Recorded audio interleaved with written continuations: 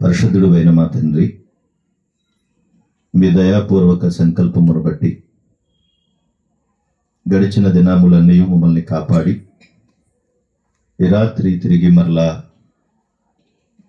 బంగారు లక్ష్మమ్మ గారిని జ్ఞాపకం చేసుకుంటూ వారి ద్వారా తిమోతి గారు, శాంతమణి గారు వారి గృహములో మీ నామాన్ని మరొకసారి గుర్తు చేసుకుని నిశ్చితానుసారమైనటువంటి జీవితంలో మేము ఏమి గుర్తు చేసుకోవాలో వాటిని గూర్చిన తలంపుల కొరకు సిద్ధపడుతున్నాం.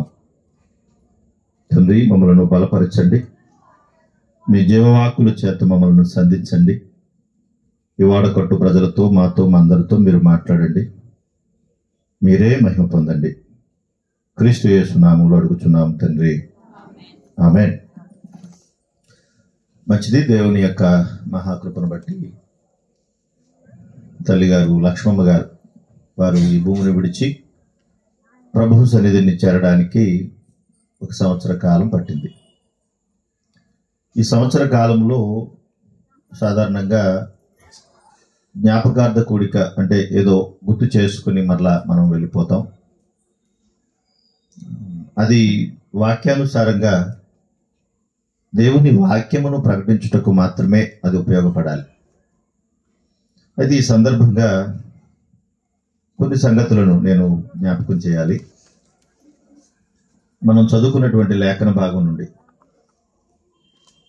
ఎఫెసీ పత్రిక 2వ అధ్యాయంలో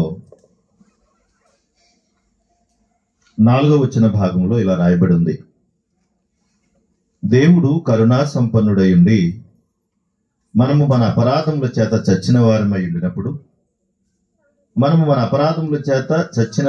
ఉండినప్పుడు సైతము మనలను మన ఎడల చూపిన తన మహాప్రేమ చేత మనలను క్రీస్తుతో కూడా బ్రతికించెను అని. మనుషులందరముగా మనందరము కలిసి దేవుడు ఈ భూమి మీద పుట్టించాడు. ఇది ఒక విచిత్రమైనటువంటి జన్మ. మనిషి యొక్క జీవితంలో మనిషి జన్మను గమనించడం అనేది ఇప్పటికీ కూడా ఎవరి వల్ల కాదు. ఎందుకంటే ఈ యొక్క సర్కిల్ ఎలా తిరుగుతుందో, ఎలా వస్తుందో ఎవరికీ తెలియదు. ఇదొక ఆశ్చర్యకరం, అద్భుతమైనది. దీనిని ఇలా ఉంది అలా ఉందని చెప్పడానికి లేదు. మనం కొద్ది మందిగా మనం కూర్చున్నాం కదా, ఈ కొద్ది మందిలో కూడా చూడండి విభిన్న రకాల మనస్తత్వాలు కలిగిన వారు ఉన్నాం. ఆకారాలలో, మాటల్లో, చూపుల్లో, రంగుల్లో రకరకాలుగా కనబడుతున్నాం మనందరం. కానీ అందరిలో ఉన్నది మాత్రం ఒకే రక్తం ఉంది. విచిత్రంగా లేదా? రకరకాలుగా ఉన్నాం. హైట్లో కానీ, వెయిట్లో కానీ, కలర్లో కానీ రకరకాలుగా మనం కనబడుతున్నాం. కానీ మనలో ఉన్నటువంటి రక్తం ఒకటే, మనలో ఉన్న ప్రాణం ఒకటే, మనలో ఉన్న ఆత్మ కూడా ఒకటే. ఇదొక విచిత్రం. ఈ విచిత్రమైనటువంటి నిర్మాణాన్ని దేవుడు చేసి భూమి మీదకి పంపించిన తర్వాత భూమి మీదకి వచ్చినటువంటి మనుషులందరూ అపరాధులయ్యారు అని లేఖనం చెప్తుంది. మనం ఇప్పుడు చదువుకున్న భాగాన్ని బట్టి ఏమయ్యారట? అందరూ అపరాధులు. ఆ 2వ అధ్యాయంలోనే మొదటి వచనం చూస్తే అక్కడ రాయబడి ఉంటుంది: మీ అపరాధముల చేత, పాపముల చేత మీరు చచ్చిన వారై ఉండగా. అంటే చచ్చిన స్థితిలోనికి వెళ్ళిపోయినట్టుగా పరిస్థితి అలా ఉంది, దిగజారిపోయింది. ఒక చచ్చిన శవం ఎలాగైతే ఉంటుందో మన బ్రతుకులు అలాగైపోయాయి అంటున్నాడు. దేని చేత అంటే బ్రతికే ఉన్నాం, మాట్లాడుతున్నాం, పని చేసుకుంటున్నాం, అన్నిట్లోనూ బాగానే కనబడుతున్నాం పైకి. కానీ ఎలా ఉన్నాం అంటున్నాడు? చచ్చిన శవం ఎలాగైతే ఉంటుందో అలాగ అయిపోమని అంటాడు మనందరం. ఎంత విచిత్రంగా లేదా? ఎవరైనా నువ్వు చచ్చిపోయావా బతుకున్నావా అని అడిగితే కోపం వస్తుంది కదా. కానీ దేవుడే డైరెక్ట్గా అంటున్నాడు, నువ్వు చచ్చిన స్థితిలోనికి వెళ్ళిపోయావు. అయితే నేను కరుణా సంపన్నుడై ఉండి ఏం చేశాడు ఆయన మన ఎడల చూపిన తన మహాప్రేమ చేత మనల్ని క్రీస్తుతో కూడా బ్రతికించను అన్నాడు. అంటే మనం చచ్చిన స్థితిలోనికి వచ్చేసాం, క్రీస్తుతో కూడా మనల్ని బ్రతికించాడు. ఇది రైట్. అంటే ఈ చచ్చిన స్థితిలోకి ఉన్న పరిస్థితి, అపరాధములు పాపములతో బ్రతుకుతున్న స్థితి, ఆ జీవన విధానం, ఆ స్థితి ఎప్పటిది ఇది అంటే పుట్టినప్పుడు వచ్చింది కాదు, పుట్టిన తర్వాత వచ్చింది కదా. మనిషి జన్మత కర్మత పాపులు అంటారు, అది రైటేనా? ఒప్పుకుంటారా ఒప్పుకోరా? పుట్టుకతోనే మనుషులు పాపులేనా? బిగ్ స్పిరిట్ అలాగా కాదా?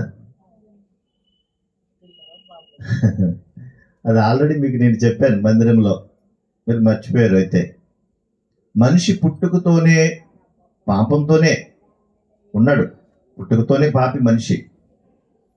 అది ఎట్లా అంటే మనిషి యొక్క జన్మ అది పాపం కాదు. ఒకవేళ అది పాపమే అయితే దీనికి ప్రధాన కారకుడు దేవుడు అవుతాడు. దేవుడే పాపం చేస్తున్నట్టుగా అవుతుంది అక్కడ. అది కాదు అసలు. పుట్టిన తర్వాత చేసేది కర్మ పాపి అంటారు, పుట్టిన తర్వాత వచ్చేది. అంటే మనిషి ఏం చేస్తున్నాడు? పుట్టినప్పుడు బాగానే ఉన్నాడు, ఆ తర్వాత చనిపోయే స్థితి వేరే. ఈ మధ్యలో ఉన్నటువంటి జీవితమే పాపముల చేత అపరాధముల చేత చచ్చిన స్థితిలోనికి వెళ్ళిపోవటం. ఈ స్థితి దాటుకుని వెళ్ళిన తర్వాత వచ్చేది మరణం. మరణం అనేది మనిషికి ఎప్పుడు వస్తుంది? కుర్చీలో కూర్చున్నవాడు చెప్పండి, ఎప్పుడు వస్తుంది? అందరికన్నా ఎత్తుకున్నారు కదా మీరు, తెలీదా? ఎప్పుడు వస్తుంది మరణం? ఎప్పుడు వస్తుంది మనిషికి? పోనీ కనీసం నేను ఇవాళ రేపు నేను కూడా మరణిస్తానని ఏమన్నది మీకు ఏమో తెలుసా?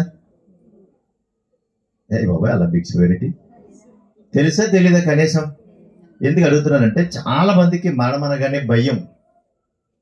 అసలు మరణం పేరుతినే భయం, చావు అనే మాట వినపడగానే భయం. కానీ ఏదో ఒక రోజు మనిషి ఖచ్చితంగా ఏమవుతాడంటే మరణిస్తాడు. నేను మరణించను బాబోయ్, నాకు ఆ జీవితం వద్దు బాబోయ్ అనే అవకాశం లేదు, ఖచ్చితంగా మరణించాల్సిందే. మరి మరణం ఆ సంగతులు, మరణపు పరిస్థితిలోనికి వెళ్ళిపోతే మరణిస్తాననే సంగతి తెలిసినప్పుడు ఒక మనిషి ఎలా బ్రతకాలి? నేను ఇక మరణిస్తాను, నేను వెళ్ళిపోతానన్న సంగతి ఎలా బ్రతకాలి? ఇప్పుడు మామూలుగా పరీక్షలు రాస్తున్నారు కదా పిల్లలు, పరీక్షలు రాస్తున్నారా? పరీక్షలు రాసేటప్పుడు పరీక్షల్లో సాధారణంగా ఏం రాస్తారు? ఏ ప్రశ్నలు అయితే ఇచ్చారో ఆ ప్రశ్నలకు జవాబులు రాస్తారు, అంతే. ఇంకేమైనా రాస్తారా? అంతేనా? అంతేనంటుంది. మొన్న 10వ తరగతి పరీక్షలు జరిగాయి కదా, అందులో ఒక అమ్మాయి రాసింది 50 మాస్టర్ పరీక్షలో సమాధానం 50 మాస్టర్ నేను 10వ తరగతి ఖచ్చితంగా పాస్. కానీ పాస్ అనుకో మా అమ్మ బాబు పెళ్లి చేసేస్తారంట. ఎవరికి? ఆవిడికి పెళ్లి చేసేస్తారంట. నీకు దండం పెడతాను రా బాబు, నన్ను ఎలాగోలాగా పాస్ చేసే, నాకు చదువుకోవాలంది. ఇప్పుడు పెళ్లి చేసుకోకపోతే ఏం చేస్తారు? నాకు పెళ్లి చేసేస్తారు. అది జరగకుండా ఉండాలంటే నువ్వేం చేయాలి? పాస్ చేసేయాలి. ఇప్పుడు అలా ఉన్నప్పుడు ఖచ్చితంగా ఇప్పుడు ఏం చేయాలి? బాగా చదువుకోవాలి. కానీ ఏం చెప్తుంది? ఎలాగోలాగా నువ్వు పాస్ చేస్తే నేను పాస్ అయిపోయి ఇంకో కాలేజీలోకి వెళ్ళిపోతాను, లేకపోతే పెళ్లి చేసేస్తారంట నాకు అంటారా అని రాసింది పరీక్షలో. చూసారా? అంటే జీవితంలో ఎదుర్కోవలసినటువంటి సమస్యలు బోల్డన్ని ఉన్నాయి. వాటిని ఎదుర్కొనేటువంటి స్థితిలోనికి పక్కన పెట్టి, వచ్చేటువంటి పరీక్షలు కూడా పక్కన పెట్టి, అసలు మరణించేటువంటి ఒక దినం నాకు ఉంది, నేను మరణించే రోజంటూ ఒకటి ఉంది నాకు, ఆ మరణ దినం నాకు ఎప్పుడో తెలియదు, అదో నాకు పరీక్ష లాంటిది, అది వచ్చే సమయానికి నేనేం చేయాలి అన్నది ముఖ్యం. ఇప్పుడు అర్థమైందా? మరణం వచ్చే నాటికి నేను ఎలా ఉండాలి? ఎంతమంది ప్లాన్ చేసుకుంటారు? ఇది మరణం ఎప్పుడు వస్తుందో నాకు తెలియదు, కానీ వస్తుందన్న సంగతి నాకు తెలుసు. వచ్చే లోపల నేను ఏం చేయాలని ప్లాన్ చేసుకుంటాం కదా. మీరు అలా బిగిసిపోతే నేను ఏం చేయాలా ప్లాన్ చేసుకుంటాం కదా. చేసుకోమా? పిల్లోడు ఎదుగుతున్నాడు, పెళ్లి చేయాలి, ప్లాన్ చేసుకుంటామా? ముందుగా ప్లాన్ చేసుకునేది ఏంటంటే కొంప, అదేనండి ఇల్లు, అంతేనా? ఇల్లు సరిపోద్దో లేదో, పిల్లోడికి పెళ్లి చేస్తాం, ఇంటి పరిస్థితి వస్తుంది.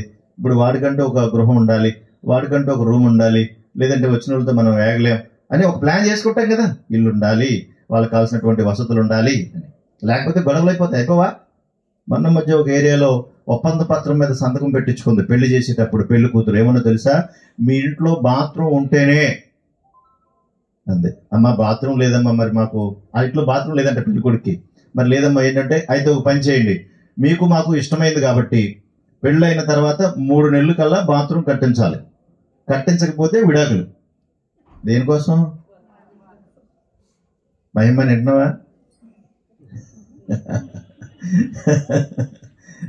3 నెలలు దేని కొరకు ఇదంతా? భర్త మంచోడా, మంచిగా కాపురం చేస్తాడా, ఏ ఇబ్బంది లేకుండా భార్యను బాగా చూసుకుంటే ఇది వద్దు. ఏముండాలంటే అందరిలో బాత్రూమ్లు ఉన్నాయి, ఆ అమ్మాయి బయటకు వెళ్ళడానికి డిస్టర్బెన్స్ అవుతుంది కాబట్టి అమ్మాయికి ఏం కావాలి అర్జెంట్ అంటే బాత్రూమ్ కావాలి, అంతే. ఇక మిగతా కూడా నాకు అనవసరం. నిజంగా నీ పెళ్లి గొడవల్లో పడిపోయి వాళ్ళు ఏం చేశారంటే బాత్రూమ్ కట్టలేదు, 3 నెలలు అయిపోయింది. వింటున్నారా? 3 నెలలు అయిపోయింది, బాత్రూమ్ కట్టలేదు. ఆ తర్వాత ఇంకొక 2 నెలలు గడిచింది, ఇంకొక 2 నెలలు అవకాశం ఇచ్చింది, అంతే. 2 నెలల తర్వాత బాత్రూమ్ కట్టలేదని ఒప్పంద పత్రం మీద సంతకం పెట్టావు కదా, రోజును నీకు నాకు బంధు, ఈ రోజు నువ్వెవరో నాకు తెలియదు, నేనెవరో నీకు తెలియదు అని పుట్టింటికి వెళ్ళిపోయింది. ఇవన్నీ పేపర్లో వచ్చింది. ఇప్పుడు చూడండి, ఒక ఇంటి కొరకు, ఒక పెళ్లి కొరకు, ఒక చదువు కొరకు, ఒక బిడ్డ పుడితే బిడ్డ కొరకు ఒక మంచి ప్రణాళిక సిద్ధం చేసుకుంటున్నాం మనం. కానీ ఏ రోజున ఈ జీవితాన్ని విడిచిపెట్టి వెళ్ళిపోతాం మనకి తెలియదు. కానీ వెళ్ళిపోతాం అన్న సంగతి మాత్రం మనకి తెలుసు. ఏదో ఒక రోజు నేను కూడా వెళ్ళిపోతామని తెలుసు. మరి తెలుసుండి కూడా మనం మరణం దగ్గరయ్యేటప్పటికి మన ప్రణాళిక ఏంటి? మనం ఎలా ప్రణాళిక సిద్ధం చేసుకుంటున్నాం? ప్రభా రేపు పొద్దున్నే ఒకవేళ నేను వెళ్ళిపోతే ఈ రోజు నేను శక్తి పెట్టాల్సినటువంటి సంగతులు ఏంటి, నేను ఏం చేయాలి అని కదా. ఒక ఆయన ఏం చేశాడంటే, మరణం వస్తుందన్న సంగతి తెలుసు, మరణ దినాలు దగ్గర పడిపోయాయి, ఇక వెళ్ళిపోతాననే సంగతి బాగా అర్థమైపోయింది అతనికి. అతను వేసుకున్నటువంటి ప్రణాళిక ఏంటంటే, అతను ఏమనుకున్నాడంటే దేవుని కొరకు మంచి మందిరాన్ని కట్టాలనుకున్నారు. ఎవరైనా మీకు తెలుసు చెప్పండి? దావీదు గారు దేవుని కొరకు ఒక మందిరాన్ని కట్టాలి, ఆ మందిరాన్ని సిద్ధం చేసుకోవాలన్నటువంటి ఆలోచన అతను కలిగింది. అయితే దేవుడు అన్నాడు, నీ చేతులు రక్తంతో తడిసాయి కాబట్టి నువ్వు కట్టడానికి వీళ్ళెదురా నాయన అన్నాడు. అలాగా ప్రభా, మరి ఏం చేయమంటావు, నాకైతే ఆశ ఉంది కదా అంటే, సరే నీ కొడుకు కడతాడులే, నువ్వు వద్దు. ఎవరు? నీ కొడుకు కడతాడులే, నువ్వు వద్దు అన్నాడు. అప్పుడు సాధారణంగా ఏం చేస్తాం, కొడుకు కట్టుకుంటాడు కాబట్టి మనకు సమ్మతం లేదు ఇంకా అన్నట్టుగా వదిలేయాలి కదా. కానీ తనకున్న ఆశ ఏం చేశాడు తెలుసా? నేను వెళ్ళిపోతాను, ఆ సంగతి నాకు తెలుసు, నేను మరణించే లోపల నా కుమారుడికి అప్పగించాల్సినటువంటి బాధ్యతలు అప్పగించాలి, సిద్ధం చేయాల్సింది సిద్ధం చేయాలి. నిజంగా ఆ మాటలు చదువుకుంటే అసలు ఎంత అద్భుతంగా ఉంటాయంటే, దావీదు గారు తను వెళ్ళిపోతానన్నటువంటి సంగతి తెలుసుండి తను వెళ్ళిపోతానన్న సంగతి తెలుసుండి ఏ విధము చేతనైనప్పటికీ కూడా తను చేయాల్సినటువంటి పని అంతా చెయ్యాలన్న ఆ దృఢ సంకల్పం చేత ఏం చేశాడంటే, చూడండి ఒకసారి దినవృత్తాంతములు 2వ గ్రంథం, క్షమించండి, మొదటి గ్రంథం 29వ అధ్యాయం మొదటి నుంచి చూడండి. దినవృత్తాంతములు మొదటి గ్రంథం 29వ అధ్యాయం మొదటి వచనం. తర్వాత రాజైన దావీదు సర్వ సమాజముతో ఎలాగూ సెలవిచ్చెను, దేవుడు కోరుకొని నా కుమారుడైన సొలొమోను ఇంకను లేత ప్రాలయము గలవాడు బాలుడై ఉన్నాడు, కట్టబో ఆలయము మనుషునికి కాదు దేవుడైన యెహోవాకే, గనుక ఈ పని బహుగొప్పది. అప్పటికి సొలొమోను, తన కొడుకైన సొలొమోను బాలుడుగా ఉన్నాడు. ఇతనేమో మంచి వయసులో ఉన్నాడు, పని చేస్తున్నాడు. కట్టబో ఆలయం గొప్పది, పని గొప్పది. చూసారా, పని గొప్పది, ఆలయం గొప్పది. అటువంటి గొప్ప స్థితి కలిగినటువంటి దానిని నిర్లక్ష్యం చేయకుండా నేను బహుగా ప్రయాసపడి, 2వ వచనం, నా దేవుని మందిరమునకు కావలసిన బంగారపు పని బంగారం, వెండి పనికి వెండి, ఇత్తడి పనికి ఇత్తడి, ఇనుము పనికి ఇనుము, కర్రకు కర్ర, గోమెదకు రాళ్ళు, చెక్కుడు రాళ్ళు, వింతైన వర్ణము గల పలు విధములైన రాళ్ళు, మిక్కిలి వెలగల నానా విధ రత్నములు, తెల్లని చలువరాయి విశేషముగా సంపాదించి తిని, మరియు నా దేవుని మందిరం మీద నాకు కలిగి ఉన్న మక్కువ చేత నేను ఆ ప్రతిష్ఠితమైన మందిరము నిమిత్తము సంపాదించిన వస్తువులు గాక నా సొంతమైన బంగారము వెండి నా దేవుని మందిరము నిమిత్తం నేను ఇచ్చేదను. ఏం చేస్తున్నాడు అసలు? తను వెళ్ళిపోతానన్న సంగతి తెలుసా తెలియదు దావీదుకి? ఏదో ఒక రోజు నేను చనిపోతానన్న సంగతి దావీదుకి తెలుసు. కనుకనే మందిరం కట్టాలన్న ఆశను చంపుకోకుండా నువ్వు కట్టకూడదని దేవుడు ఆజ్ఞాపించినప్పుడు అంతవరకే ఆగిపోయాడు. అయితే నేను వెళ్ళిపోతాను కదా ఎలాగా అన్న సంగతి మాట్లాడకుండా ఊరుకోలేదు. మందిరానికి కావాల్సిన వాటిని అన్నింటినీ కూడా బహుగా విస్తారముగా సమకూర్చేశాడు. చూసారా, మందిరానికి కావాల్సిన వస్తువులన్నీ దేనికి దానే బంగారము, వెండి, రాగి, ఇత్తడి, ఇనుము అన్నిటినీ సమకూర్చి పెట్టేశాడు. మీరేమర్థమైంది ఇప్పుడు? దావీదు చనిపోతానన్న సంగతి తెలుసుండి అన్నీ చక్కబెట్టేశాడు. దేని కొరకు ఇంతకది? సొలొమోను కొరక, దేవుని కొరక? మాట్లాడండి, గట్టిగా మాట్లాడండి, నోరేం అరిగిపోదులే. దేని కొరకు? దేవుని కొరకు సమకూర్చాడు, సొలొమోను కొరకు కాదు. ఎందుకంటే సొలొమోనుకు కావాల్సినటువంటి ఆ రాజ్యం, ఆస్తి, అంతఃపురాలు అన్నీ ఆల్రెడీ బోల్డని ఉన్నాయి. కానీ దేవుని కొరకు సమకూర్చి సిద్ధం చేశాడండి. అన్ని సిద్ధం చేసిన తర్వాత ఒక రోజున ఏమైందనంటే తను చనిపోయేటువంటి పరిస్థితి వచ్చేసింది. ఇక నేను వెళ్ళిపోతానన్న సంగతి దావీదుకి అర్థమైపోయింది. అర్థమైన తర్వాత అప్పుడు సొలొమోను కొడుకైనటువంటి సొలొమోను పిలిచి అప్పుడు చెబుతున్నాడు మాటలు. చూడండి ఒకసారి రాజుల మొదటి గ్రంథము 2వ అధ్యాయం మొదటి వచ్చిన భాగం చూడండి ఒకసారి. రాజులు మొదటి గ్రంథము 2వ అధ్యాయం మొదటి వచనం.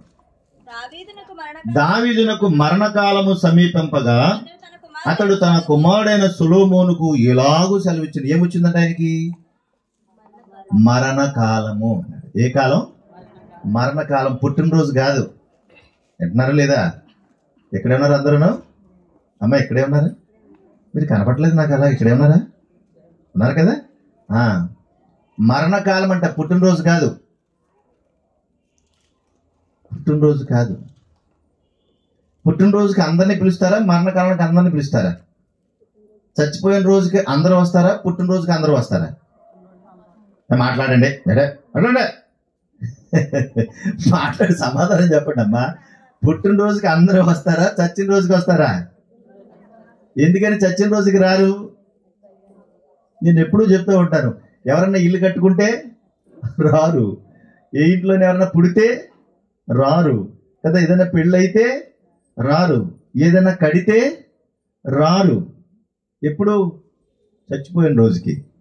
అదే పుట్టినరోజుకైతే నాకు చెప్పలేదే, ఇంటి పక్కనే చచ్చాను కదా, కేక్ తినేస్తానా, నాకు చెప్పలేదే, మరి దెబ్బలాడి మరి కేక్ ముక్క కట్టుకెళ్తారు కదా. అదే మరణదినం అయితే అమ్మో ఇంకేమన్నా ఉందా చెప్పమంటే ఆ శాపం మా ఇంటికి వచ్చేదు అని అంటారు. కానీ దేవుడు ఏమంటున్నాడు తెలుసా? ఒకని జన్మదినము కంటే మరణ దినమే మేలు, అది క్రీస్తునందు. ఒకని జన్మదినము కంటే మరణ దినము మేలు అంటే అది ప్రభువునందు. తాగి చచ్చిపోతే కాదు, ఊరంతా తిరిగి చచ్చిపోతే కాదు, దొంగతనాలు, వ్యభిచారాలు, దోపిడీలు చేసి బాగా తాగి రోడ్ల మీద పడి చచ్చిపోతే కాదు, అలా తాగి చచ్చిపోతే కాదు. ప్రభువునందు మరణ దినము మేలు అన్నాడు. ఇప్పుడు దావీదు గారికి మరణ దినం వచ్చింది, ఆయనకి అర్థమైపోయింది, ఇక నేను వెళ్ళిపోతానన్న సంగతి దావీదు గారికి తెలిసింది. తెలిసినప్పుడు సాధారణంగా మనం అయితే ఏమని చెప్తాం? మరణ దినం వచ్చేటప్పటికి జయమనక్క ఏమని చెప్తాం? ఒరే పెద్దోడా, నేను రారా, నేను వెళ్ళిపోతున్నాను రా, జ్ఞానమణి గారికి 10,000 ఇవ్వాలరా, నీ ఎదురుకుండా కనపడుతున్నారు అర్థమానన్నా, ఆవిడకి ఇచ్చేయా? ఏం చెప్తా? అంతేనా, ఇంకేం చెప్తామా? చెప్పమా. పెద్దోడికి తెలియకుండా, చిన్నోడికి తెలియకుండా, భర్తకి తెలియకుండా, భార్య తెలియకుండా ఎన్ని అప్పులు చేసామో, ఎన్ని తెచ్చామో, ఏ సూర్లో ఎన్ని డబ్బులు ఇట్టామో, ఏ గోతులో ఎన్ని కప్పెట్టామో అవన్నీ చచ్చిపోయి ముందు చెప్తారు. ఇంకేమన్నా చెప్తారా? అక్కడికి ఎవరెవరి దగ్గర అప్పులు ఉన్నాయో అప్పులు కూడా ఊరి చచ్చేదా, నువ్వు చచ్చిపోకుండా మళ్ళీ అప్పులను నాకు అప్పచెప్పి చేస్తావు. నువ్వు చచ్చేవని ఏడుతుంటే మళ్ళీ అప్పులతో ఏడాలి మేము జీవితాంతం. ఇదేం బతికిది?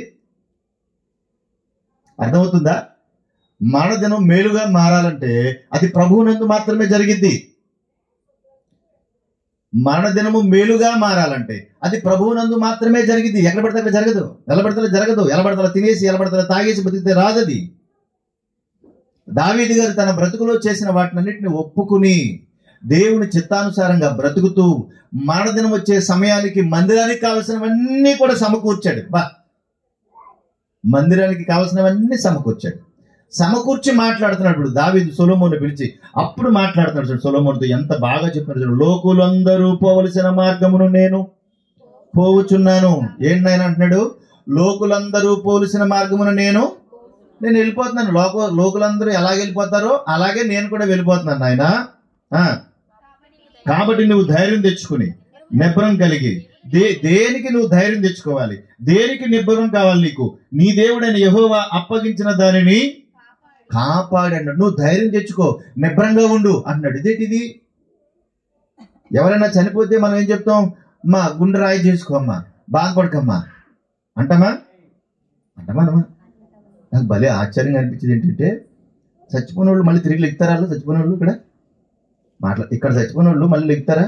లేగరు కదా. మనం ఏం చేస్తామంటే అక్కడ కూర్చొని, అమ్మ అప్పుడే చచ్చిపోయావా, పెద్ద కూతురు వచ్చింది లేగే, చిన్న కూతురు వచ్చింది లేగే అంటామా? లెగుతారా వాళ్ళు? ఓకే, లేచి ఏం చేస్తారు? చచ్చిపోయావు అనుకున్నానే బతుకున్నావేంటే అంటారండ్రా. చూసారా, చచ్చిపోయినా గొడవే, ఒకవేళ బతికినా కూడా గొడవ, ఎటు వచ్చినా మనకి గొడవే మళ్ళీ మనకి. చూసారా, ఏడ్చి బతుకున్న వాళ్ళని చంపుతారు, చచ్చిన వాళ్ళని చంపుతారు. ఈ బతికే చావకుండా ఉన్నటువంటి వాళ్ళు. చూడండి, ఆలోచించండి, అర్థం చేసుకోండి మనుషులను బట్టి. ఇలాంటి స్థితి వచ్చినప్పుడు అక్కడ ఆయన ఏమంటున్నాడంటే, గుండె నిబ్బరం చేసుకో, నువ్వు ధైర్యంగా ఉండు అంటున్నట్టే లోకానుసారమైన దాని గురించి మాట్లాడట్లేదు. దేని కొరకు? దేవుడు నీకు అప్పగించిన దానిని కాపాడి ఆయన మార్గములను అనుసరించిన ఎడల నీవు ఏ పని పూనికునను ఎక్కడ తిరిగినను అన్నిటిలో వివేకముగా నడుచుకుంటావు. నువ్వు చేయాల్సిన ప్రధానమైన పని, నువ్వు ధైర్యం తెచ్చుకుని నిబ్బరం కలిగి చేయాల్సిన పని, దేవుడు అప్పగించిన పనిని కాపాడడం. ఏంటది? దేవుడు అప్పగించిన పనిని కాపాడడం. దానికి గుండె ధైర్యం కావాలి. మీరు ఆలోచించండి, మందు తాగడం తేలిక, మందు తాగకుండా ఉండడం తేలిక? మీరందరూ మందు తాగుతారా? మరి చెప్పరే, మరి తాగకుండా ఉండడం తేలిక, తాగడం తేలిక? తాగడం ఎంత టైం పడుతుంది? వాడు తాగడానికి ఎంత సమయం పట్టదు. విచిత్రం ఏంటంటే ఆడలు కూడా తాగేస్తున్నారు కొండలో. నిజమే, మందు షాపులు బిజీ అయిపోవడానికి, మందు రేట్లు పెరిగిపోవడానికి కారణం ఏంటనుకున్నారు? ఈ ఆడవులే. చుట్టలో తిరగేసి నోట్లోకి లోపల పెడతారు, పొక్కడం బయటికి రాను వాళ్ళు. నాకు దారిలో కనపడితే ఖచ్చితంగా చెప్పేస్తాను, నువ్వు క్యాన్సర్ వచ్చి నోరంతా పడిపోయి చచ్చిపోతాను తొందరలో అని చెప్తాను. తిట్టుకున్నా సరే, ఇంకా ప్రాణం ఆగదనమాట చెప్పేదాకా. చూసారా, ఏదైనా చెడు చేయడం చాలా తేలిక, చెడు మానేయడం చాలా కష్టం. దావీదు అంటున్నాడు, నేను వెళ్ళిపోయే సమయం అయిపోయింది, నేను ఒక ప్రణాళిక ఏర్పాటు చేసుకున్నాను. ఆ ప్రణాళిక ప్రకారంగా నాకు మరణం వచ్చే సమయానికి నేను చేయాల్సిన పని చేసి వెళ్ళిపోవాలి. దేవుడు నాకు అప్పగించిన దాన్ని నేను కాపాడాను. ఆ బాధ్యత ఎవరికి అప్పగిస్తున్నాను? నీకు అప్పగిస్తాను. ఇప్పుడు చెప్పు, నీకంటూ మరణదినం వస్తుంది కదా, నాకంటూ మరణదినం వస్తుంది కదా. వచ్చే నాటికి నీకు అప్పగించిన దాన్ని నువ్వు కాపాడడము ధైర్యం కావాలి, నిబ్బరం కావాలి. అంతేకాదు, నువ్వు వెళ్ళే సమయానికి దేవుని పని మరొకరికి అప్పగించి వెళ్ళాలి. దానికి ఎంత ధైర్యం కావాలి, ఎంత నిబ్బరం కావాలి? ఇప్పుడు మీరు ఆలోచించండి. మరి నేను వెళ్ళిపోతున్నాను రా, లోకులందరూ వెళ్ళేటట్టుగా వెళ్ళిపోతున్నాను రా, నేను చేయాల్సిన పని నేను చేశాను, ఇక నుంచి నువ్వు చేయాల్సిన పని నువ్వు చేయాలి అని అప్పచెప్పండి. అసలు ఆ పరిస్థితి ఎలా ఉంటుందో ఆలోచించండి. అసలు ఎంత అద్భుతం అంటే, మోషే గారు అంటాడు అక్కడ, చూడండి, దావీదు గారు, మోషే ధర్మశాస్త్రంలో రాయబడిన దేవుని కట్టడలను, ఆయన నియమించిన ధర్మమంతటిని, ఆయన న్యాయ విధులను, శాసనములను గాయకొనుము. ఓ సొలొమోనా, మోషే ధర్మశాస్త్రములో రాయబడి ఉన్న దేవుని కట్టడలు, ఆయన నియమించిన ధర్మం, ఆయన న్యాయ విధులు, ఆయన శాసనములు నువ్వేం చేయాలి? గాయకొనాలి, వినాలంతే, నువ్వు చేయాలంతే. కొడుక్కి అప్పగిస్తాడండి. మన అప్పగింతలు వేరే, వాళ్ళ అప్పగింతలు వేరే. మరలా గుర్తు చేస్తున్నాను, మనకు మరణదినం వచ్చే నాటికి ఒక ప్రణాళిక ఉండాలి. ఆ ప్రణాళిక ప్రకారంగా మన మరణదినాన్ని ముగించుకోవాలి. ముగించుకునే నాటికి అప్పగించినటువంటి బాధ్యతను నెరవేర్చి మరొకరికి ఆ బాధ్యతను అప్పగించే వెళ్ళాలి. మనకి ఇది రావటంలే, మనకి అది రావటంలే. పోయావా ఏడవడం ఒకటే వస్తుంది, కానీ నేను కూడా పోతానన్న సంగతి మాత్రం అసలు గుర్తుకే రావటంలా. సమాధి పెట్టి ఎదురుగుండా ఉన్నా కూడా నేను ఏదో ఒక రోజు ఈ సమాధి పెట్టిలో పడతానని గుర్తొస్తుందా? ఎంతమందికి గుర్తొస్తుంది? సమాధి పెట్టిలో నేను కూడా ఉంటానని ఒక సేవకుడు అన్నాడు. మనకి మరణం ప్రతిరోజు జ్ఞాపకం రావాలంటే సమాధి పెట్టి తెచ్చుకుని ఇంట్లో పెట్టుకోమన్నాడు.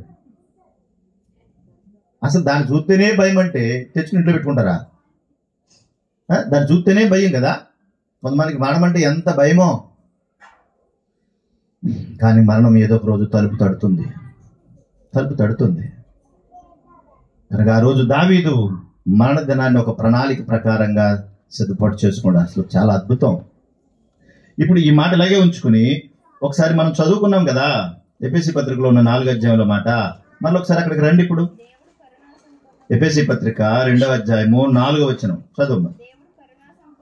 దేవుడు కరుణా సంపన్నుడైండి మనము మన అపరాధముల చేత చచ్చిన వారమై ఉన్నప్పుడు సైతం మన ఎడల తను చూపినటువంటి మహాప్రేమ చేత మనను క్రీస్తుతో కూడా బ్రతికించను, కృపచేత మీరు రక్షింపబడి ఉన్నారు. అంటే మీరు పాపముల చేత అపరాధముల చేత చచ్చి పరిస్థితులకు వెళ్ళిపోయారు. మీ బ్రతుకు జీవిత దినాలలో మీరు నాశనం అయిపోయి సిద్ధంగా ఉన్నారు. అలాంటి స్థితిలో క్రీస్తు ద్వారా నేను కాపాడాను, ఒక వరంగా మిమ్మల్ని రక్షించాను. ఇది మీ విశ్వాసం ద్వారా వచ్చింది కాదు, కేవలం నా కృపచేత మీకు రక్షించబడ్డారు, ఇది నన్ను ఇచ్చినటువంటి వరం అన్నాడు 8వ వచనంలో. ఒక వరంగా నేను మీకు దీన్ని ఇచ్చాను అన్నాడు 8వ వచనంలో. అయితే 10వ వచనంలో ఏమంటున్నాడు చూడండి. మరియు వాటి యందు మనము నడుచుకునవలనని దేవుడు ముందుగా సిద్ధపరిచిన సత్క్రియలు చేయుటకై మనము క్రీస్తు యేసునందు సృష్టింపబడిన ఆయన చేసిన పని అయి ఉన్నామన్నట్టు ముందుగా సిద్ధపరిచినటువంటి సత్క్రియలు చేయడానికి మనను ముందుగానే ఏర్పాటు చేసుకున్నాడు. అందులో తన సంకల్పంలో వచ్చిన భాగంగా దావీదు ఒకడు. కనుక దావీదు కూడా దేవుడు ఏ సత్క్రియలు సిద్ధపాటు చేశాడు, ఏ సత్క్రియలు అయితే చేయాలని దేవుడు అనుకున్నాడు, ఆలోచించాడు, సిద్ధం చేశాడు, వాటిని చక్కగా చేస్తూ ఉన్నాడు. మరి నీకు నాకు ఆ మరణదినం వస్తుంది కదా. వచ్చినప్పుడు మనం ఏమవ్వాలి? ఇప్పుడు సిద్ధపాటు కలిగి ఉండాలి. సిద్ధపరచబడినటువంటి సత్క్రియలు చేయాలి. అసలు ఏ పని పాటు లేకుండా ఎవరు భూమి మీద పుట్టలేరు. ఎందుకంటే దేవుని కొరకు ప్రతి వారు బతకాలన్న ఉద్దేశంతోనే దేవుడు భూమి మీద పుట్టిస్తున్నాడు. అది ఆయన ఉద్దేశం, ఆయన సంకల్పంలో భాగం. రైట్. మరణం అందరికీ వస్తుందా రాదా? మరొకసారి వస్తుందా రాదా? అందరికి వస్తుంది. ఇప్పుడు దావీదు ఏం చేశాడు? ఒక మంచి ప్రణాళికను సిద్ధపాటు చేసుకున్నాడు. తన మరణదినం వచ్చే నాటికి ఏం చేశాడు? నాయన నేను వెళ్ళిపోతాను, దేవుడు అప్పగించిన పని నేను పూర్తి చేసుకున్నాను, ఇదిగో మందిరం కడదాం అనుకున్నాను కానీ నా వల్ల కాదన్నాడు, నువ్వు కట్టొద్దన్నాడు, ఆ బాధ్యత నీకు అప్పగిస్తున్నాను, దానికి కావాల్సినవన్నీ కూడా సమకూర్చాను, ఇక నువ్వు చేయాల్సిన పని నువ్వు చెయ్యని అప్పగించేసి వెళ్ళిపోయాడు. వింటున్నారా? ఆ తర్వాత తన కొడుకునేటువంటి సొలొమోను కొంతవరకు బాగానే ఉన్నాడు, కానీ తర్వాత తన జీవితాన్ని అంతటినీ కూడా పాడు చేసుకున్నాడు. ఇప్పుడు ఆలోచించాలి. మరణ దినము మేలుగా ఉండమని దేవుడు అంటున్నాడు. మరణం అనేది తప్పనిసరిగా వస్తుంది అని అంటున్నాడు. మరి నీకు నాకు ఒక ప్రణాళిక ఉండాలి కదా. రేపు ఒకవేళ నేను వెళ్ళిపోతాను అనే ఆశ ఉంటే మనం ఈరోజు ఏం చేస్తాం? అలా బిగిసిపెట్టమోయ్ బాబోయ్, రేపు నేను వెళ్ళిపోతాను అనుకుంటే ఈరోజు నేను చేయాల్సిన పని ఏం చేస్తాను? ఏమని అడుగుతానా? మహాడితే ఏమడుగుతాను? ఒరే చేపల పులుసు తినాలందరా. ఎక్కువ మంది చచ్చిపోయేటప్పుడు అడిగేది ఏంటంటే చేపల పులుసే. మరి అదేంటో తెలీదు, వాళ్ళకి అంత ఇష్టం కాబోలు అది. అప్పుడు కూడా తిండి చేస్తూ ఉంటుంది. అంటే చనిపోయే ముందు కూడా అవి అడిగి వెళ్ళిపోయే వాళ్ళు చాలా మంది ఉన్నారు. కానీ నువ్వు వెళ్ళిపోతావని తెలిసినప్పుడు దేవుడు నీ కొరకు చేసింది నీకు అర్థం కావాలి.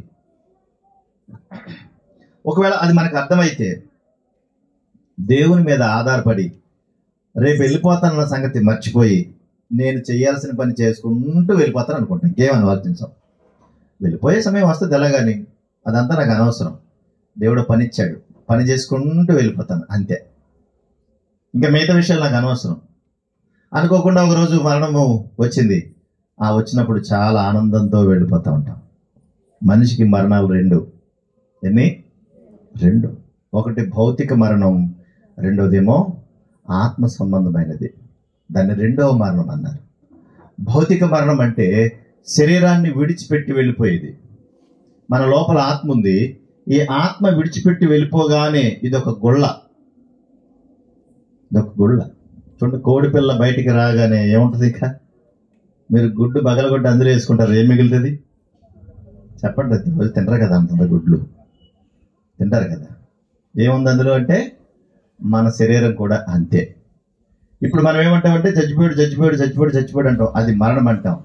ఇది అందరికీ వచ్చేదే. కానీ ఆత్మ సంబంధమైన మరణం బహు ప్రమాదకరమైంది. అది రెండవ మరణం అన్నాడు. ఒకసారి ఆ విషయాలు కూడా చూద్దాం. ప్రకటన గ్రంథము 21వ అధ్యాయము 8వ వచన భాగం. పిరికివారు, అవిశ్వాసులు, అసహ్యులు, నరహంతకులు, వ్యభిచారులు, మాంత్రికులు, విగ్రహారాధికులను, అబద్ధికులందరూ అగ్ని గంధకములతో మండు గుండములో పాలు పొందుదురు. ఇది రెండవ మరణం. అంటే ఏంటన్నమాట, మనిషి బ్రతుకుండగా భూమి మీద బ్రతుకుతున్న విధానములో తన ఆత్మ వెళ్ళిపోగానే అందరికీ వచ్చేది కామన్గా వచ్చే మరణం, అది భౌతిక మరణం. అప్పుడు ఏం చేస్తారు? మనల్ని అందరినీ, చచ్చిపోయిన తర్వాత మనల్ని అందరినీ ఏం చేస్తారు? ఎవరి ధర్మాన్ని బట్టి వాళ్ళు ఏం చేస్తారు? కొంతమంది దానం చేస్తారు, కొంతమంది సమాధి పెట్టిలో పడేస్తారు, కొంతమంది కప్పెడతారు, కొంతమంది తగలెడతారు, కొంతమంది కాలు చేస్తారు, రకరకాలు చేసుకుంటారు వారి వారి విశ్వాసాన్ని బట్టి. అంతే కదా? అంతేనా? ఎవరి విశ్వాసం వాళ్ళు చేసుకుంటూ ఉంటారు. ఏం చేసినా కానీ దేనికి చేశారు? ఏం చేసినా, కాల్చినా కప్పెట్టినా దేనికి చేశారు? ఇది అంటే శరీరానికే చేశారు. కప్పెట్టినా దాన్నే, తగలెట్టినా కూడా దాన్నే. మరి లోపల ఉన్న ఆత్మను దాన్ని ఎవరు ఏమీ చేయడానికి అవకాశం లేదు. ఎందుకంటే అది అగ్నిలో కాలదు, అగ్నిలో కాలదు, నీటిలో తడవదు, ఏది దానికి అడ్డం రాదు. పూర్వకాలం ముందు ఇప్పుడు ఉన్నాయి లేదు నాకు తెలియదు. పూర్వకాలం పాత సినిమాలో చూడండి, దెయ్యం అలా నేడొస్తూ ఉంటుంది, గేట్లోంచి వెళ్ళిపోతూ ఉంటుంది, గేట్ వేసే ఉంటుంది కానీ గేట్లోంచి వెళ్ళిపోతూ ఉంటుంది. అది దెయ్యం వచ్చేసిందిరా బాబాయ్ అంటాం మనం కదా. దానికి అడ్డంటూ ఏది లేదు, అది అగ్నిలో కూడా కాలదు. అందుకే దేవుడు ఏమన్నాడంటే అగ్ని ఆరదు, మాట్లాడు, అగ్ని ఆరదు, ఆత్మ చావదన్నాడు. అంటే ఏంటన్నమాట, ఆత్మను తీసుకెళ్ళి అందులో పడేసినా కానీ అది కాలుతానే ఉండాలి కానీ ఇది మాత్రం చావదు. ఆ చావని ఆత్మకు ఆరని అగ్ని పెట్టాడు దేవుడు. అందుకే నీకు అర్థమైందా? చావని ఆత్మకు ఆరని అగ్ని గుండాన్ని పెట్టాడు. ఆ స్లోగన్ ఒకసారి నా బండి మీద పెట్టుకుంటే చావదంట, కాలదంట, చదువుకోవటం అనుకోవటం వెళ్ళిపోయేవారు. మీకు అర్థమైంది? ఇప్పుడు ఆ ఆత్మకు చావు లేదు గనక అగ్ని ఆరే పరిస్థితి లేకుండా దేవుడు పెట్టాడు.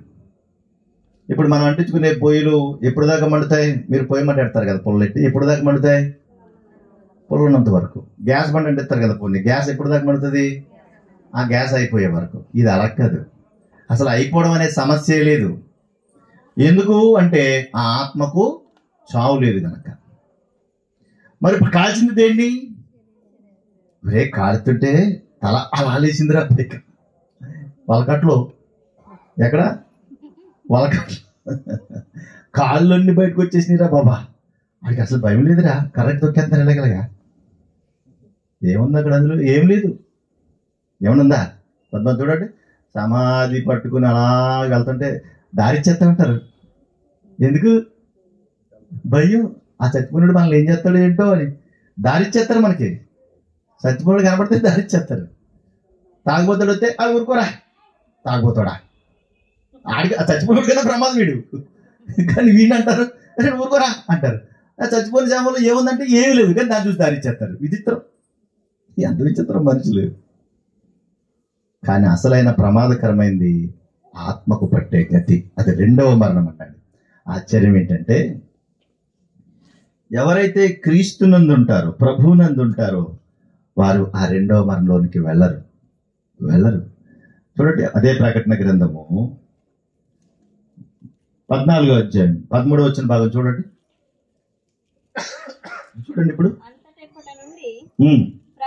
అంతటా ఎప్పటి నుండి ప్రభువునందు మృతులు ధన్యులని రాయమని పరలోకము నుండి ఒక స్వరము చెప్పగా విట్టిని. నిజమే, వారు తమ ప్రయాసములు మాని విశ్రాంతి పొందుదురు, వారి క్రియలు వారి వెంట పోవును. ఏమవుతున్నారంటే వీళ్ళు ఈ భూమి మీద విడిచిపెట్టిన మరుక్షణం ప్రభువునందు విశ్వాసం ఉంచి బ్రతికి తినకో ఇబ్బందులు ఎదుర్కొని ప్రభువా నీకు స్తోత్రం అనుకుని బ్రతుకుంటూ వెళ్ళిపోయారు. అలా బ్రతికిన వారు ప్రభు అంటున్నాడు విశ్రాంతిలోనికి వెళ్ళిపోయారు. అంటే ఈ శరీరాన్ని విడిచిపెట్టగానే వారిలో ఉన్న ఆత్మ వెళ్ళిపోయింది. ఈ శరీరాన్ని మాత్రం మనం తీసుకెళ్లి మట్టిలో కప్పెట్టి సమాధి చేసేసాం, కానీ లోపల ఉన్న ఆత్మ దేవుడిచ్చేటువంటి విశ్రాంతి స్థలానికి వెళ్ళిపోయింది. వాళ్ళకి రెండవ మరణం లేదు. ఒకవేళ క్రీస్తునందు కాకుండా లోకమందు ఇష్టానుసారంగా బ్రతికి ఇష్టం వచ్చినట్లుగా తిని బ్రతికిన వాళ్ళు చచ్చిపోతే వారికి రెండవ మరణం ఉంది. వారు దేవుడు అన్నాడు కదా, విశ్రాంతి లేదు వాళ్ళకి. అగ్ని ఆరదు, పురుగు చావదు. మనం ప్రతిరోజు చర్చిల్లో చెప్తూ ఉంటారు, ప్రతి చోట ప్రతి ప్రసంగంలో మాట్లాడుతుంటారు. ఎవరు అంటే ధనవంతుడు, చెప్పరా? ఇది బాగా గుర్తుంటుంది, ఖచ్చితంగా గుర్తుంటుంది. ఎందుకంటే పెట్టకథల్లాగా చెప్పడం అలవాటైపోయి పెట్టకథలుగా దాన్ని అలవాటు చేశారు. కానీ దాంట్లో ఉన్న వాస్తవం మనకి తెలియదు. ధనవంతుడు లాజరు ఇద్దరు కలిసి ఎలా బ్రతికారు? ధనవంతుడు ఎలా బ్రతికాడు చెప్పండి? ప్రతి దినము సుఖపడుతూ బ్రతికాడు. పైగా ప్రతిరోజు మంచి కాస్ట్లీ బట్టలు కట్టుకునేవాడంట. దేవుడు రాయించాడు అందులో కాస్ట్లీ బట్టలు పట్టుకోండి. ఏ కాస్ట్లీ బట్టలు కట్టుకుని? చదవండి మాట. బట్టల గురించి కూడా రాశాడు దేవుడు అక్కడ. అది విచిత్రం. ఆ మాట చదవాలి మనం. చూడండి ఒకసారి. లోకాసు వార్త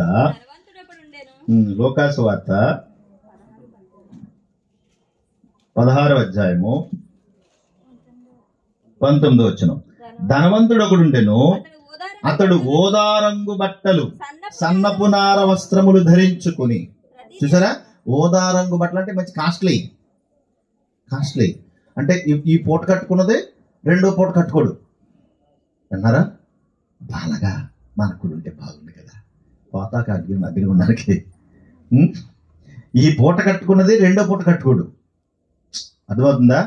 టీ తాగాలనిపించింది అనుకోండి, ఇక్కడ నుంచి దుబాయ్ విమానం మీద వెళ్ళి టీ తాగొస్తాడు. మీరు ఎక్కడికి వెళ్తారు? కొంతమందికి అలవాటు ఉంటుంది, ప్రతిరోజు కాపాట్లకి వెళ్ళిపోతూ ఉంటారు. కాపాట్లకి ఆ కాపాట్లు వాడు మొత్తం అంతా చీమిడి చేమట చెత్త చెదారం అందులో వేసేస్తూ ఉంటాడు. అప్పుడే బాత్రూమ్కి వెళ్ళి వచ్చేస్తూ ఉంటాడు. ఆ బాత్రూంలోకి వెళ్ళిందనే చిచి సుసు అంటారు అందరూ. రోజు అక్కడితో తెచ్చి తినేస్తారు. ఇంట్లో ఎంత బాగున్నా తింటారు మీరు? తింటారా? ఎంత బాగున్నా నచ్చదో. ఎందుకంటే అందులో చెమట ఉండదు, చీవుడు ఉండదు. మరి అందంగా వండుతారు కాబట్టి ఇంట్లో అది నచ్చదు కదా. మొత్తం అంతా చెత్త చెదారం అంతా వేస్తే అబ్బా భలే ఉంది అంటారు. అది తింటాక తాగడానికి ఇక్కడి నుంచి విమానం వేసి నిలిపోతాడు. అర్థమైందా? కాస్ట్లీ టీ తాగడానికి ఒక చోటకి విమానం వేసి నిలితే, టిఫిన్ తినడానికి ఇంకో చోటుకి వెళ్తాడు, మధ్యాహ్నం భోజనానికి ఇంకో చోటుకి వెళ్తాడు. ఎంత కోటీశ్వరుడు! పూటకో డ్రెస్ మారుస్తాడు. నీకు ఎన్ని ఉంటాయి బట్టలు? మహా ఉంటే ఒక 100 జతలు ఉంటాయా? పోయి 100 జతలు 100 జతలు ఉంటాయా? ఎవరికైనా ఇవ్వండి. ఉంటే కనుక ఒకవేళ ఎవరికైనా సాయం చేయండి. బట్టలు బోల్డ్ మంది ఉంటారు, వాళ్ళకి ఇవ్వండి. గొప్పలు చెప్పుకోకండి. అలా బ్రతికునోడు బహుగా సుఖపడుతున్నాడు అని రాయబడింది బైబిల్లో. ఎలా ఉన్నాడట? బహుగా సుఖపడుతున్నాడు. దేవుడు ఏమన్నాడు తెలుసా? ఇక్కడ సుఖపడితే అక్కడ ఏడుతారు బాబు నువ్వు. అది ఒకటి ఎప్పుడు గుర్తుపెట్టుకోండి. ఇక్కడ సుఖపడినోడు అక్కడ ఏడాల్సి వస్తుంది, ఇక్కడ ఏడ్చినోడు అక్కడ నవ్వుతాడు. రాజుదలా ఎంతమంది ఇక్కడ ఏడుస్తూ ఉంటారేంటి? ఇష్టపడతారు అసలు? యేసుబాబుని నమ్ముకున్నాను కానీ నాకేమీ లేదు, ఏమవ్వాలి? దేవుని కృప వల్ల ఏదో కొద్దిగా ఆరోగ్యం ఇచ్చాడు, స్తోత్రం. దేవుని దయ వల్ల కడుపు నిండగా తింటున్నాం, స్తోత్రం. దేవుని దయలో ఉండడానికి ఏదో చిన్న నేడుంది, స్తోత్రం. ప్రభు దయ వల్ల గుప్పుడు మెతుకులు నువ్వు తిని పక్కలకు పెట్టగలుగుతున్నావు, స్తోత్రం. చాలా ఇంకేం కావాలండి మనకి? ఆశ్చర్యం ఏంటి తెలుసా? ఆ పక్కనే ఉన్నాడు లాజరు, భేదవాడైన లాజరు. ఆయన ఎలా ఉన్నాడు? అసలు చదవండి, మాట చదవండి ఒకసారి త్వరగా. లాజరు అని ఒక దరిద్రుడు, నేను వాడి కురుపులతో నిండిన వాడే ధనవంతుని ఇంటి వాకిట పడి ఉండి అతని బల్ల మీద పడు రొట్టె ముక్కలతో ఆకలి తీర్చకొన గోరెను. అంతేగాక అసలు ఎందుకు ఇదంతా రాశాడు దేవుడు? అంతేగాక కుక్కలు వచ్చి వాని కురుపులు, అంటే అసలు ఏ స్టేజ్ లో ఉన్నాడో దేవుడు రాయించాడు పర్టికులర్ గా. అది అర్థం చేసుకోవాలి మనం. ధనవంతుని స్థితి ఇది, భేదవాడైన లాజరు పరిస్థితి ఇది. వీళ్ళిద్దరు ఇలా బ్రతికేరని నొక్కి రాశాడు. ప్రభా నిజమే ప్రభా, అలా బ్రతికేరు ప్రభా. మరి ఏంటి అంటే, ఒక రోజు వచ్చిందంట, అతనికి మరణం వచ్చింది, ఇతనికి మరణం వచ్చింది, ఇద్దరు చచ్చిపోయారు. అంటే ఇద్దరు సమకాలీనంలో ఉంటారు. ఎందుకంటే ఆయనకి ఏ వయసు ఉంటుంది, ఇంచుమించు ఈయన కూడా అదే వయసు ఉంటుంటుంది. ఆయన అప్పటి నుంచి ధనవంతుడే, ఈయన అప్పటి నుంచి భేదవాడు అనుకునే స్థితిలో ఉండి ఉంటాడు. ఇద్దరు చనిపోయారు. కానీ ఇద్దరు చనిపోయిన రోజున ధనవంతుడి దగ్గరికి ఒక దేవదూత వచ్చాడు. బాగున్నావా? బాగా తిన్నావా? దామది ఏపేస్తాను నేను అని తీసుకుపోయాడు. భేదవాడైన లాజరు దగ్గరికి కూడా మాకు మరొక దూతలు వచ్చారు. బాగున్నావు నాయనా? ఇప్పటి వరకు ఏడ్చింది చాలు, బాధపడింది చాలు, దుఃఖపడింది చాలు, ఇంకెంతకాలం ఇది భరిస్తావు, నీకు విముక్తి కలిగింది, నీకు శాశ్వతమైన విశ్రాంతి వచ్చేసి. అక్కడ రాయబడిన మాట ఇప్పుడు చదవండి, బాగా అర్థం. 25-24 వచ్చిన, తండ్రివైన అబ్రహామా, నా యందు కనికరపడి తన వేలుకొను నీళ్ళలో ముంచిన నాలుగును చల్లార్చుటకు లాజర్ని పంపించు, నేను అగ్ని జ్వాలలో యాతన పడుచున్నానని కేకలు వేశాను. ఎవరు? ఆ ధనవంతుడే.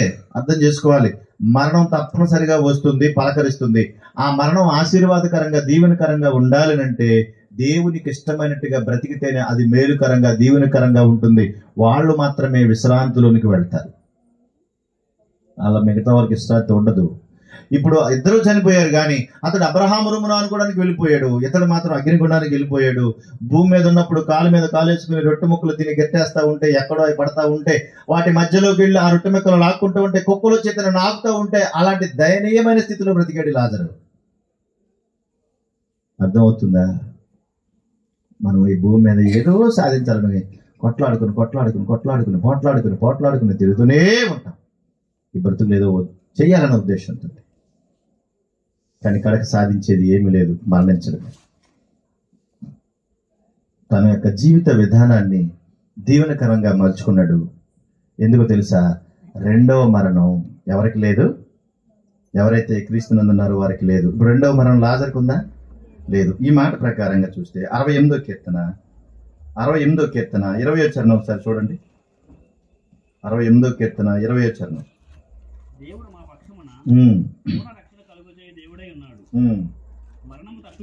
మరణము తప్పించుట ప్రభువైన యెహోవా వశము అన్నాడు. మరణము తప్పించుట అంటే ఏ మరణం అనుకుంటున్నారు? ఇది రెండవ మరణం. మరణము తప్పించుట యెహోవా వశము అంటే రెండవ మరణాన్ని ఆయన తప్పిస్తాడు ప్రభువునందు ఉన్నటువంటి వారికి. అంతేకాదు, చూడండి ఒకసారి యోహాను సువార్త 5:24 వచ్చిన భాగం. యోహాను సువార్త 5:24 చదవండి. యోహాను సువార్త 5:24. ఆయన శిష్యులను అక్కడ లేకపోవడం జనసమూహము చూచినప్పుడు ఎంత తల్లి? 5:24. నా మాట విని నన్ను పంపిన వాని యందు విశ్వాసముంచువాడు నిత్య జీవం గలవాడు. ఎవరు? నా మాట విని నన్ను పంపిన వాని యందు విశ్వాసముంచువాడు ఏమవుతాడంటే నిత్య జీవం గలవాడు అవుతాడు.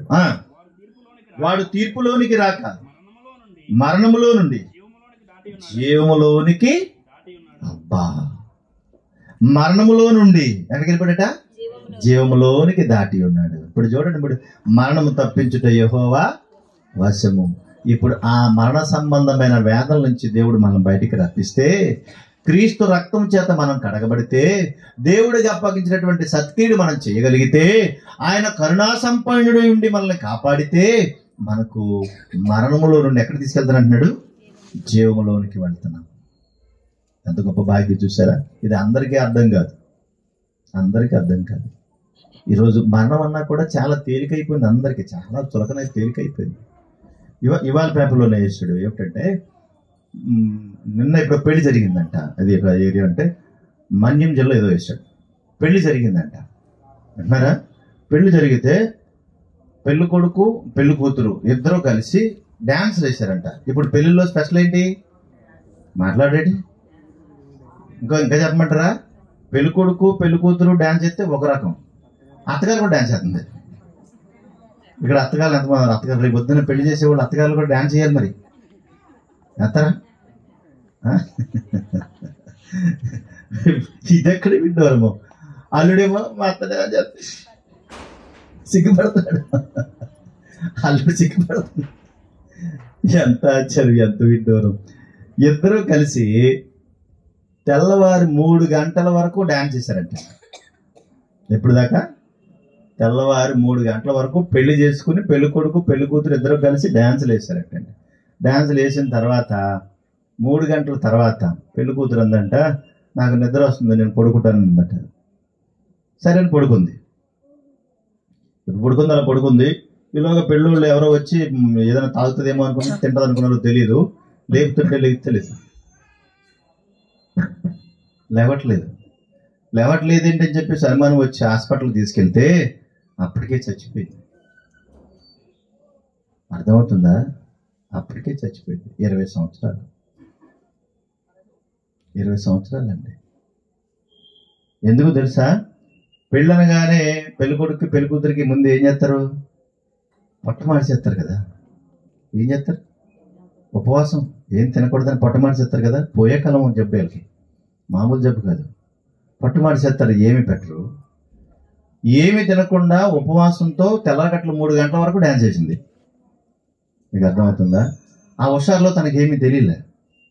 ఇప్పుడు అదంతా ప్రెజర్ ఎక్కువైపోయింది, ఒంట్లో ఉన్నటువంటి నీరంతా బయటకు పోయింది, నిస్సత్వం అయిపోయింది. పైగా వేసవకాలం, విపరీతమైనటువంటి డీహైడ్రేషన్కి వచ్చేసింది. పడుకున్నది పడుకున్నట్టే వెళ్ళిపోయింది. మీరు ఆలోచించండి పరిస్థితి ఏంటో. మీరు ఆలోచించండి.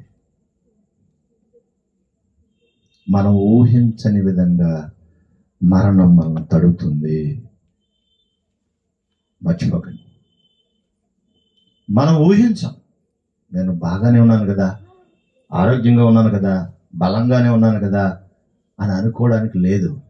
ఏ సమయంలోనైనా మరణం మనల్ని తడుతుంది.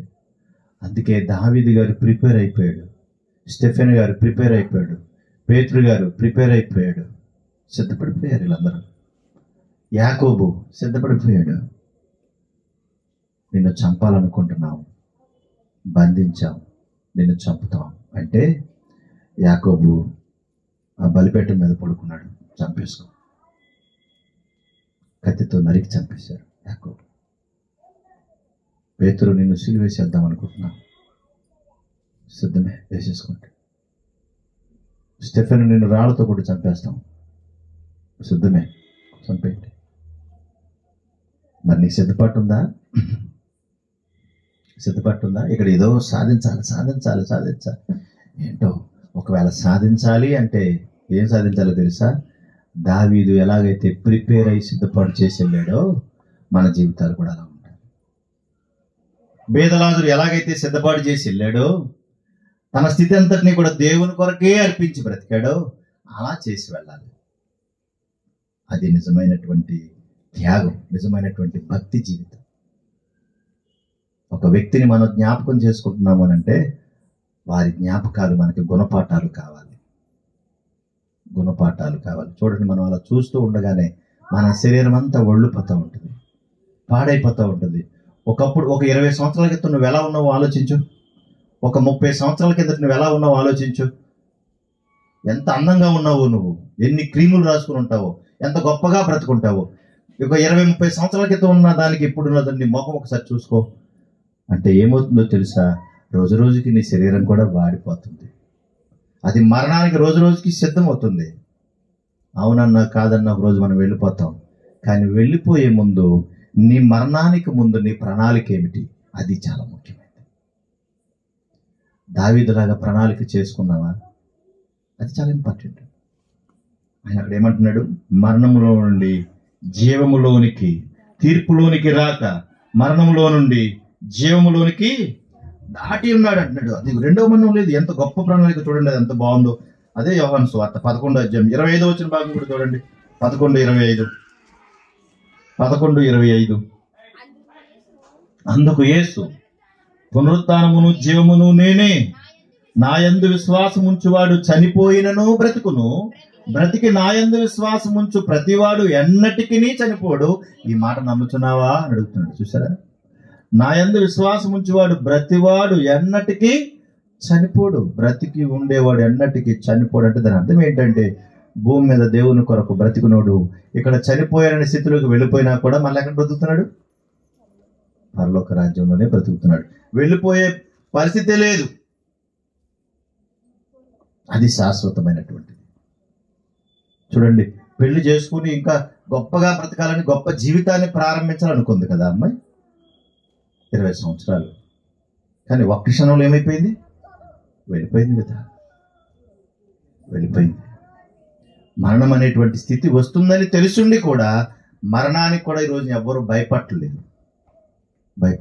ఎలా పడితే అలా తింటున్నారు, తాగుతున్నారు, తిరుగుతున్నారు, దెబ్బలాడుకుంటున్నారు, పోట్లాడుకుంటున్నారు, కొట్లాడుకుంటున్నారు. కానీ దేవుని దయ వల్ల మనం బ్రతుకుతున్నాం కదా, నా జీవితాన్ని నేను ఎందుకు పాడు చేసుకోవాలన్న ఆలోచన కలగటం లేదు. ఆ దేవుని యొక్క లక్షణాలు, సుగుణాలు గుణగుణాలు అవేమీ కూడా కనబట్టలేదు. అది బాధ. శరీరం రోజు రోజుకి కుళ్ళిపోతుందని తెలుస్తుంది, అయినా సరే బుద్ధి రావటంలా. చూడండి, మరొక మాట అక్కడ జ్ఞాపకం చేస్తాను మీకు. కొరింథీయులకు రాసిన మొదటి పత్రిక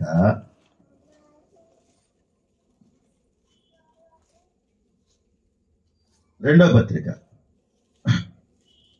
5వ అధ్యాయం 1వ వచనం. భూమి మీద మన గుడారమైన ఈ నివాసం శిథిలమైపోయినను చేతి పని గాక దేవుని చేత కట్టబడినదియు నిత్యమైనదైన నివాసం పరలోకమందు మనకు ఉన్నదని ఎరుగుదుము అంటున్నాడు. మన గుడారం, భూమి మీద మన గుడారం ఏమైపోతుందంటే శిథిలమైపోతుంది. మన గుడారం అంటే ఇదే, ఈ శరీరమైనటువంటి గుడారమే. ఇది శిథిలమైపోద్ది, ఏదో ఒక రోజున వెళ్ళిపోవలసిందే. ఈ గుడారం ఉండదు, ఇది శిథిలమైపోయేది. కానీ దేవుని చేత కట్టబడింది, చేతి పని కాక దేవుని చేత కట్టబడినటువంటి నిత్యమైన నివాసం ఎక్కడుందంటున్నాడు? పరలోకంలో ఉంది. ఇది శాశ్వతమైనది, ఇది శాశ్వతమైనది. ఓకేనా? అర్థమవుతుందా? అంటే ఒక వ్యక్తిని, చనిపోయినటువంటి ఒక వ్యక్తిని మనం గుర్తు చేసుకుంటున్నామంటే సాధారణంగా ఏం గుర్తుపెట్టుకుంటాం? ఆ వ్యక్తి బతుకున్నప్పుడు ఎలా బ్రతికారు, అంతేనా? ఎలా బ్రతికారు, ఎలా జీవించారు, ఏం చేశారు, అవన్నీ గుర్తు చేసుకుంటాం. గుర్తు చేసుకున్న తర్వాత మనం చేసేది ఏముందంటే ఏం లేదు.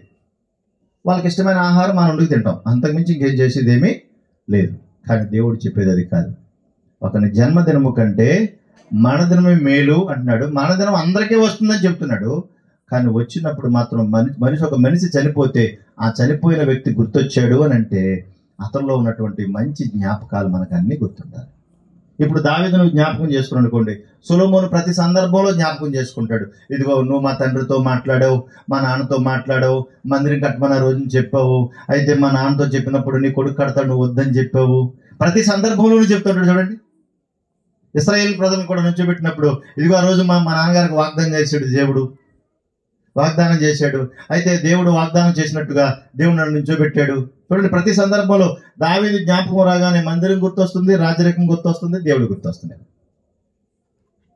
మరి నన్ను ఒకవేళ మనం చచ్చిపోయిన తర్వాత మనం గుర్తొస్తే వాళ్ళకి ఏ జ్ఞాపకం రావాలి? ముగిస్తాను, చెప్పండి. వాళ్ళకి ఏం జ్ఞాపకం రావాలి? చచ్చిపోయిన వాళ్ళు చూడ కొంతమంది కాండ్రు అంటూ ఉంటారు. వాళ్ళని చూసినప్పటికే మనకి చిరాకు ఎత్తిపోతూ ఉంటుంది. అందుకని ఫోటో పెట్టుకున్నా కానీ కొంతమంది ఫోటోలు పెట్టుకుంటారు, కొంతమంది ఫోటోలు పెట్టుకోరు. కొంతమంది ఫోటోలు పెట్టుకున్నా కానీ ఆ ఫోటో కూడా నవ్వుతూనే ఉండాలి. సీరియస్గా ఉంటే మన ఇంట్లో పెట్టుకుంటాం దాన్ని ఫోటో కూడా నవ్వుతూ కనబడాలి. కొంతమంది ఫోటోలు అనుకోండి అసలు పెట్టుకోరు. మా అమ్మ ఫోటో పెట్టుకుంటారు కానీ మీ అమ్మ ఫోటో ఎట్టను. మళ్ళీ ఇక్కడ కూడా దెబ్బలాట. చచ్చిపోయినప్పుడు ఫోటో పెట్టుకోవడం కూడా దెబ్బలాట. మళ్ళీ అయితే మా అమ్మ ఫోటో ఉండాలి కానీ మీ అమ్మ ఫోటో ఉండకూడదు. ఆవిడ చచ్చిపోయింది, ఈవిడ చచ్చిపోయింది, కానీ ఫోటోలు ఉండకూడదు. ఎందుకు పెట్టుకోకూడదు అంటే అది రాక్షసి. ఆవిడని చూడగానే అసలు మా పుట్టినరోజు ఏం పెట్టారు, ఎన్నిసార్లు తిట్టింది నన్ను.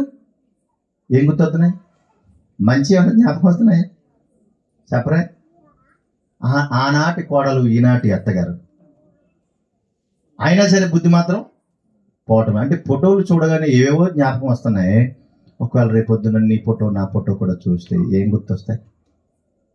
ఇప్పుడు సీఎం అంటాడు, ఇప్పుడు చేసే ఆయన అంటాడు, నేను చచ్చిపోయిన తర్వాత నా ఫోటో మీ ఇంట్లో ఉండాలంటాడు. నా ఫోటో మీ ఇంట్లో ఉండాలి, నన్ను చూడగానే మీకు కొన్ని గుర్తు రావాలి అని అది దాని ఉద్దేశం. ఏదో సందర్భం వచ్చిన జ్ఞాపకం చేస్తాను, మనకు అవసరం లేదు. కానీ రేపు నువ్వు నేను చచ్చిపోతే ఒకవేళ మన ఫోటో చూస్తే ఏం జ్ఞాపకం వస్తాయి, ఏం గుర్తొస్తాయి చెప్పండి?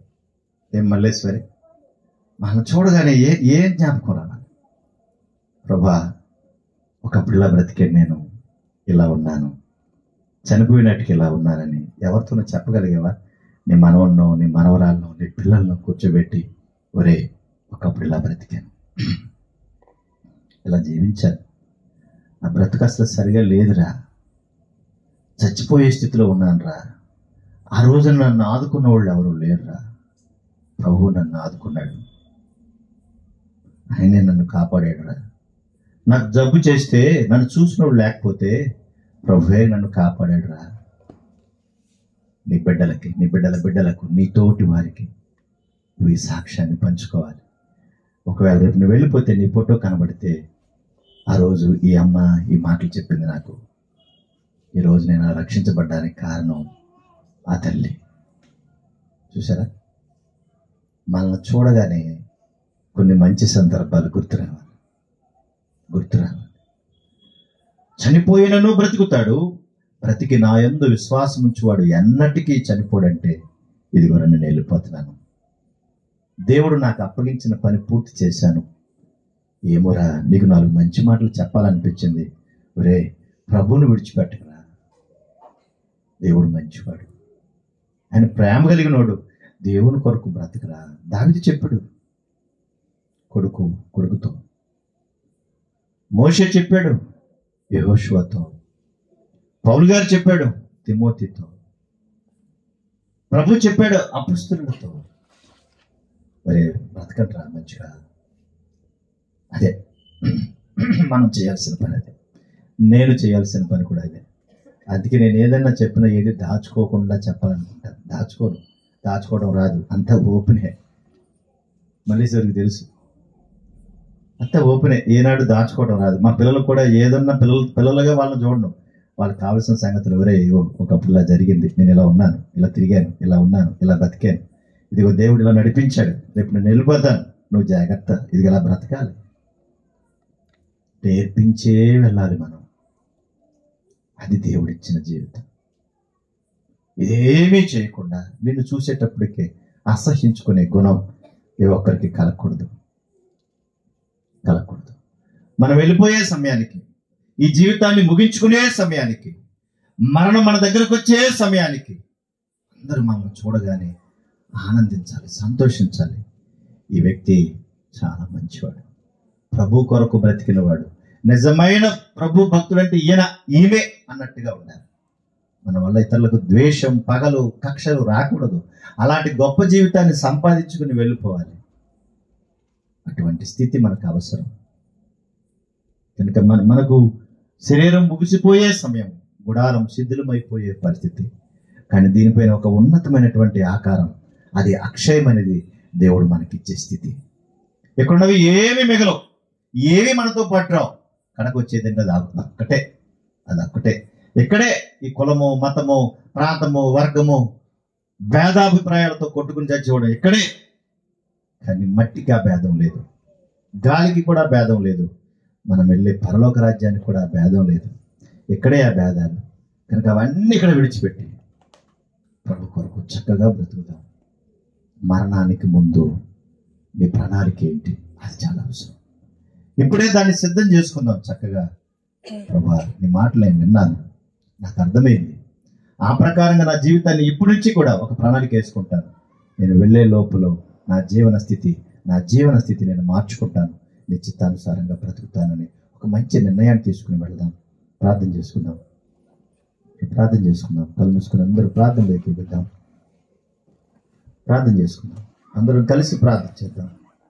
ప్రభా మీ దయా సంకల్పమును బట్టి మమ్మల్ని ఏర్పాటు చేసుకున్నారు.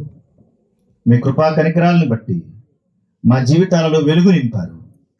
మేము పాపముల చేత, అపరాధముల చేత చచ్చిన స్థితిలో ఉంటే మా క్రీస్తు ద్వారా మమ్మల్ని వెలిగించారు, మమ్మల్ని ఆదరించారు, ఒక కృపావరముగా మాకు ఇచ్చారు. ఇది మా గొప్పతనం కాదు నాయన. మేము బ్రతుకున్నప్పుడే ముందుగా సత్క్రియలు చేయాలని సిద్ధపాటు చేశారు. వాటి కొరకు ఉన్నతంగా బ్రతకాలన్న తలంపునిచ్చారు. మీ మహిమ కొరకు బ్రతకడానికి అవకాశం ఇచ్చారు. తండ్రి, దావీదు మరణానికి ముందే తన జీవితాన్ని ఒక మంచి ప్రణాళిక చేసుకున్నాడు. ప్రభా, పేదవాడైన లాజరు కూడా ప్రణాళికతోనే బ్రతికాడు.